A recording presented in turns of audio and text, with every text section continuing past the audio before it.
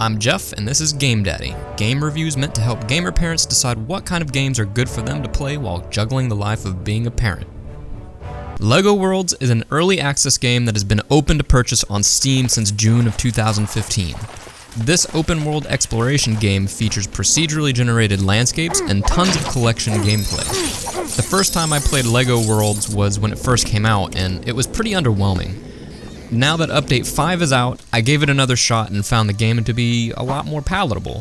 The point of LEGO Worlds is exploration, collection, and building. Exploration-wise, there was a good amount of satisfying biomes to run around. Deserts, mushroom forests, and even some fun themed ones like spooky woods and a weird junkyard biome. They're all yours to frolic through. You also get deep cave systems, a few kinds of forests, a sea biome, and many more. At this point in early access, there are enough biomes in place to keep things interesting, but after playing about 6 hours, I was feeling like I might have hit the end of the line. However, development should add quite a few more biomes, as well as populated towns and settlements. Graphics and aesthetic-wise, I'm a little shaky so far. The LEGO's aesthetic is really great and works really well, but a lot of times the shininess of everything being plastic can really make everything look the same, making navigating caves a bit nasty to get through. Also, I kept wishing the game looked a little bit more saturated and vibrant, but instead had a sort of foggy haze that always covered everything like my gamma settings were too high. Going on to collecting, it seems like everything in this game is collectible, which is both a blessing and a curse. Every character you meet will unlock them for you to play, every animal you ride is unlocked for you to place and ride, and this collection feature extends to every set piece around. The constant stream of unlock notifications can get a little old though, and this is especially the case when unlocking characters, vehicles, and animals. You go into a flashy camera seizure that glitches into weird angles 75% of the time, when you really just want to grab the thing and keep playing. But I usually found myself shrugging it off and waiting for us to finish. In addition to unlocking stuff from merely touching or riding them, huge treasure chests litter the world for you to open and find unique items, build blueprints, and weapons. Items and weapons are not like the other unlocks, which you can initially purchase after unlocking and summon anytime you want. These are things that have special uses, like playing your electric guitar or bagpipes, or showering the area with your paintball gun, and they're also used to meet the requests of specific animals or people. Certain characters like the king or the punk rock girl require you to give them their requested item in order to unlock them, and animals will ask you for things like fish, apples, or meat, and will give you coins or let you ride them afterward. Something I thought was kind of cool was after you give certain characters their item, another option comes up that seems to be like a help me quest. Monsters come out of the ground and you have to defeat them before the character dies, but I could never seem to kill them all before they do, and I also find myself accidentally hitting or killing the character that I'm supposed to protect because of the clumsy combat controls. So yeah, I don't even know what happens after you succeed. Anyway, it gets addicting trying to unlock everything from each biome, and playing as separate characters brings more fun and flavor to the gameplay. Playing as the vampire grants you the ability to transform into a bat that can fly around, although I could never figure out how to turn back into a humanoid. The Minotaur rams things as you run around, the scuba diver lets you breathe underwater and walk on the sea floor, and other characters just have fun animations, like this zombie cheerleader, or this regular zombie.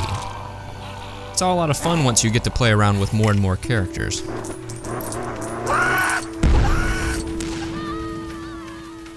The last feature of LEGO Worlds is building. There are two ways of building things. You can go into your unlocked pre-made stuff and place it around you as you wish. This can be anything from full castles to castle pieces you use to make your own custom fortress. Building in this way is really awesome and satisfying, and I can really scratch that creative itch, especially because of the sheer quantity of items you have at your disposal to use. The second way is, well, I guess it's still in design process. Building with bricks from scratch was really painful and unintuitive so far. Blocks are extremely hard to maneuver into where you want them, and often won't even snap the way that you really need them to, like this corner block I was just trying to use as a transition to the roof. The whole process of building like this is clunky and it just doesn't feel good, and I ended up irritated and just slapped things together to finish it after a certain point. Hopefully the developers will figure out how to make this a lot better to use, but Given the variety of block types LEGO's has to offer, I really can't wrap my mind around how to create an interface easy enough for use of a game like this. Alright, so let's get to the parent points. The game length is infinite until you get bored, I guess. This is a game like Minecraft where if it clicks for you, you'll play it for quite a long time. If it doesn't, then yeah, you won't have to worry about it taking too much. Is the game droppable? Yes. There are very few things that are a danger to you in the game, and most of the time there's no harm in just stopping when your kid screams and turning the game off where you stand.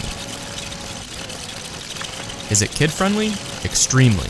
This is a LEGO game after all. Children of any age can be around the game as you play it. Is it kid-playable? Your kids will probably like this game a lot more than you will. I let my son Isaac take a shot and he got addicted and enthralled pretty quickly, and now it's in his main repertoire of games. Isaac is 4.5 years old, and he was able to handle controlling everything pretty decently, but he still needs help from time to time, so I'd say this game is good for ages 4 and up. Keep in mind, Isaac's already spent a lot of time playing Minecraft and War Thunder, so this isn't his first game. The control schemes are similar enough for him to pick it up, though, and I was pretty impressed by how well he did. And it'll turn your truck on. Okay, now driving. Yeah, see? Is the game rewarding? This can be hit or miss. As an adult, it took me a bit to get into LEGO Worlds, though I eventually did. However, I can't see myself playing it much alone after 8 or 9 hours, which ain't bad considering, as parents, we don't get to play for long stretches of time very often.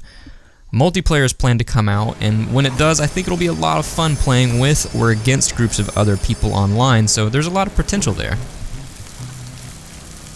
Price? Right now, LEGO Worlds is $15 while in early access, and the price will go up when it's fully released. I definitely think that it's a good price to pick the game up, especially because Isaac likes it so much and will play it a lot more than me. If there's split-screen multiplayer, it'll be a good game for me to play alongside him, and online multiplayer will be certain to get me back playing for a couple more hours. So, if it sounds appealing to you, I call this game a purchase.